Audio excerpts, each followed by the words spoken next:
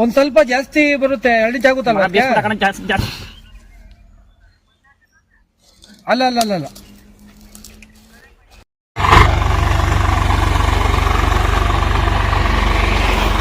Hello guys, ಎಲ್ರಿಗೂ welcome back ನಿಮ್ಮ voice ಕಡೆಗೆ ಯೂಟ್ಯೂಬ್ ಚಾನಲ್ಗೆ. ಈ ಫಿಗರ್ ಎಲ್ಲೋ ನೋಡ್ದಂಗೈತಲ್ಲ, ನಂಗೂ ಹಂಗೆ ಅನ್ನಿಸ್ತಾ ಐತೆ.